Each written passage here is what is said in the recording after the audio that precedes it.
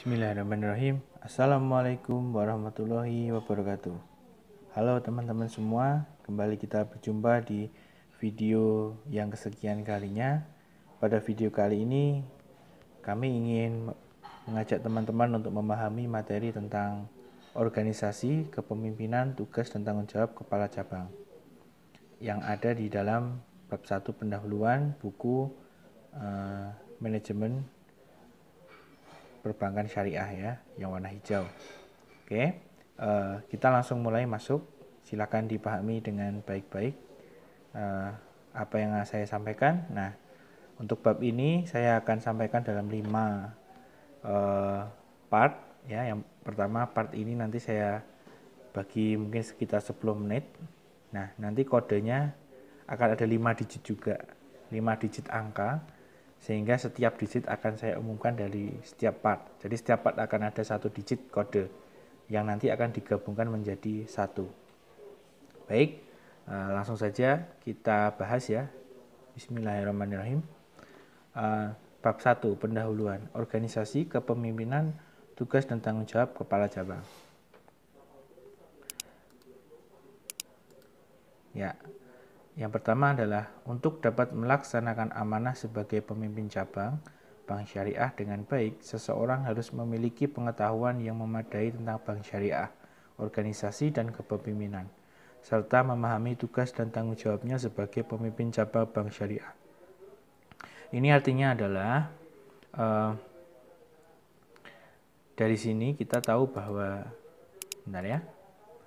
kita harus memahami, kita harus memiliki pengetahuan, terutama dalam hal tugas dan tanggung jawab pemimpin cabang. Jadi di buku yang warna hijau ini teman-teman, kita akan bahas mengenai bank syariah dari sisi cabangnya, pembukaan cabangnya, bukan umum ya. Kalau yang buku sebelumnya kita mempelajari itu umum, nah sekarang kita mempelajari cabangnya, oke?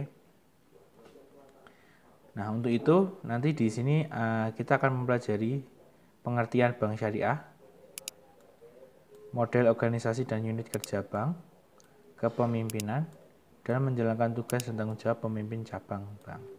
Ya, nanti kita insya Allah akan pelajari di bab ini. Kita langsung masuk, kita flashback dulu ya. Kemarin habis tes, jadi teman-teman supaya mengingat-ingat lagi apa itu pengertian bank syariah. Pada intinya, bank dapat didefinisikan sebagai suatu badan usaha yang menghimpun dana dari masyarakat dalam bentuk simpanan dan menyalurkannya kepada masyarakat dalam rangka meningkatkan taraf hidup orang banyak. Sesuai dengan Undang-Undang Nomor 21 Tahun 2008 tentang Perbankan Syariah, bank syariah adalah bank yang menjalankan kegiatan usahanya berdasarkan prinsip syariah dan menurut jenisnya terdiri atas bank umum syariah dan bank pembiayaan rakyat syariah. Selain definisi tadi, penting pula untuk dipahami beberapa pemahaman mendasar tentang bank syariah seperti tugas, klasifikasi, dan sifat industri perbankan sebagaimana yang dapat disimak melalui box 1.1. Ya, nanti kita akan coba lihat ya. Yang di sini pengertiannya kita coba garis bawahi ya. Bank yang menjalankan kegiatan usahanya berdasarkan prinsip syariah dan menurut jenisnya terdiri atas bank umum syariah dan bank pembiayaan rakyat syariah. Ya, seperti itu teman-teman sudah pernah memahami di buku yang sebelumnya. Oke, kita lanjut.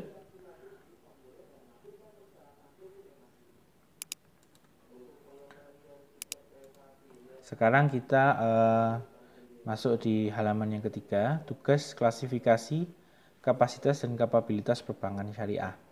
Yang pertama adalah tugas dan fungsi perbankan syariah. Menunjang pelaksanaan pembangunan nasional dalam rangka meningkatkan keadilan, kebersamaan, dan pemerataan kesejahteraan rakyat. Kita garis bawahi yang pembangunan nasional. Jadi kenapa kok bisa pembangunan nasional? Kita nggak usah ngapalin ya. Jadi sebenarnya logikanya apa sih pembangunan nasional? Karena kan di dalam bank syariah kan bisnisnya financial intermediary. Nah dari situ dia akan membantu usaha-usaha yang ada dengan melalui apa ya, misalnya mudharabah dan lain sebagainya untuk bisa menjalankan usaha gitu. Lalu yang selanjutnya, bank syariah dan unit usaha syariah atau UUS wajib menjalankan fungsi sosial dalam bentuk lembaga baitul mal, yaitu menerima dana yang berasal dari zakat, infak, sedekah, hibah, atau dana sosial lain dan menyalurkannya kepada organisasi pengelola zakat. Ini lebih kepada bank syariah sebagai fungsi sosial ya. Dia mengelola dana-dana untuk zakat, sedekah dan lain sebagainya. Yang memang sifatnya untuk hibah dan lain sebagainya itu ya. Dan yang ketiga, bank syariah dan UUS dapat menghimpun dana sosial yang berasal dari wakaf uang dan menyalurkannya kepada pengelola wakaf atau nazir sesuai dengan kehendak pemberi wakaf atau wakif. Pelaksanaan fungsi sosial tersebut diatur oleh undang-undang. Oke, wakaf uang dan menyalurkannya kepada pengelola wakaf. Ya, sebenarnya ini hampir sama ya dengan yang nomor 2. Jadi fungsi sosial ya, kita jadikan satu aja nggak apa-apa sebenarnya ya, biar lebih mudah. Nah, sekarang kita masuk ke klasifikasi bank. Di klasifikasi bank ini ada jenis bank berdasarkan fungsinya. Yang pertama, bank sentral, yaitu Bank Indonesia, bertugas mengatur kebijakan dalam bidang keuangan dan pertumbuhan perekonomian Indonesia. Yang kedua, ada bank konvensional, adalah bank yang menjalankan kegiatan usahanya secara konvensional dan berdasarkan jenisnya, terdiri atas bank umum konvensional dan bank perkreditan rakyat. Yang ketiga, bank umum konvensional, yaitu bank konvensional yang dalam kegiatannya memberikan jasa lalu lintas pembayaran. Yang selanjutnya, bank perkreditan rakyat merupakan bank konvensional yang dalam kegiatannya tidak memberikan jasa lalu lintas pembayaran. Bank hanya dapat menerima simpanan dalam bentuk deposito berjangka, tabungan, atau bentuk yang lainnya. Jadi bedanya itu ya, tidak ada transfer lewat ATM kalau BPR ini. Kemudian yang selanjutnya, bank syariah adalah bank yang menjalankan kegiatan usahanya berdasarkan prinsip syariah dan menurut jenisnya terdiri atas bank umum syariah dan bank pembiayaan rakyat syariah. Selanjutnya, bank pembiayaan rakyat syariah merupakan bank syariah yang dalam kegiatannya tidak memberikan jasa lalu lintas pembayaran. Sama ya, kalau BPR konvensional dengan BPR syariah itu sama. Mereka sama-sama tidak memberikan jasa lalu lintas pembayaran. Jadi nggak ada ATM di sana. Oke, kita lanjut. Part yang selanjutnya. Oke.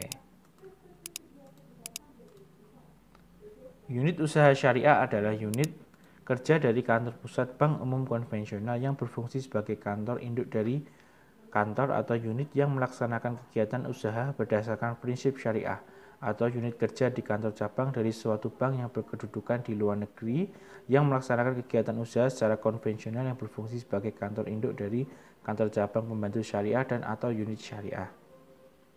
Artinya apa? Sudah pernah ya kita bahas bahwa unit usaha syariah ini ada karena dia sudah ada konvensionalnya dulu. Misalnya Bank BRI Syariah, Bank BCA Syariah, itu kan Bank Mandiri Syariah, itu kan semuanya UUS. Jadi satu unit saja dari konvensional ya.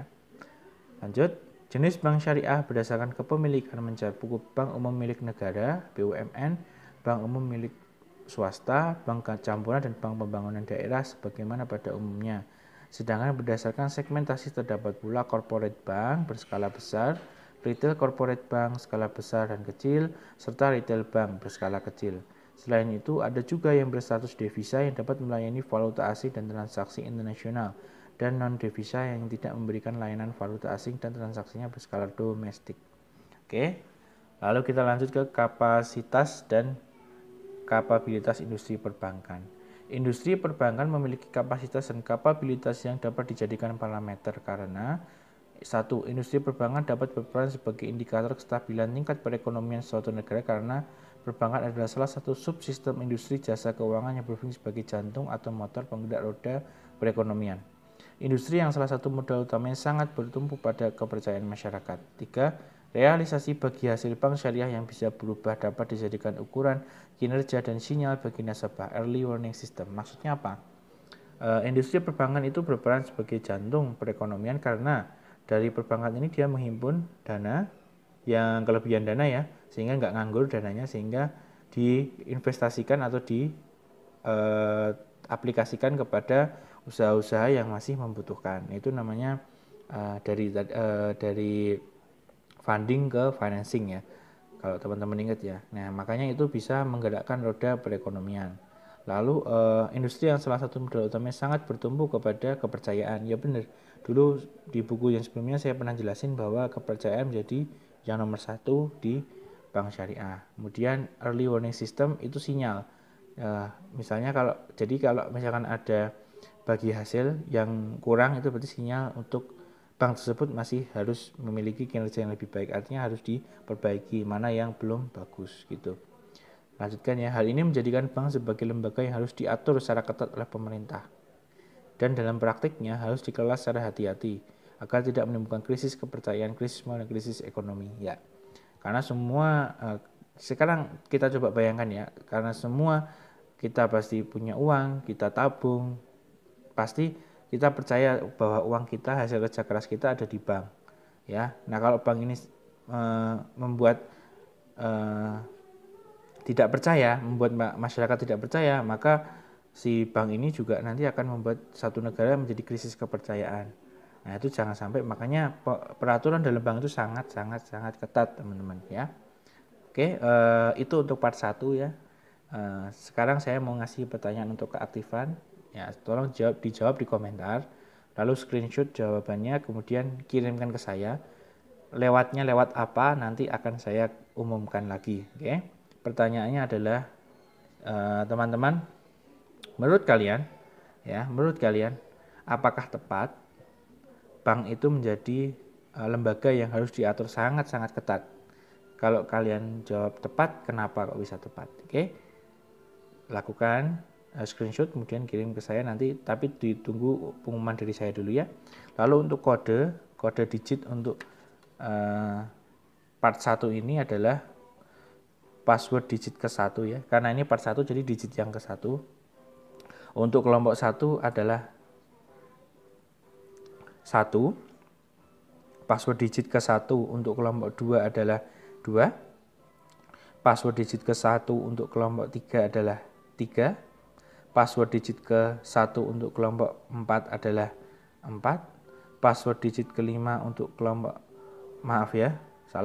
password digit ke-1 untuk kelompok 5 adalah 5, password digit ke-1 untuk kelompok 6 adalah 6, password digit ke-1 untuk kelompok 7 adalah 7, password digit ke-1 untuk kelompok 8 adalah password digit ke-1 untuk kelompok 8 adalah 8 ya. Nanti bisa diulangi lagi karena tadi saya membacakannya bisa salah. Yang jelas adalah ini part 1, jadi digitnya digit yang pertama. Nanti kalian kumpulkan digit 1 sampai 5, kemudian kirimkan ke saya bersama dengan screenshotnya. Tapi nanti saya akan umumkan lagi lebih lanjut. Oke. Jadi seperti itu untuk part 1. Terima kasih. Wassalamualaikum warahmatullahi wabarakatuh.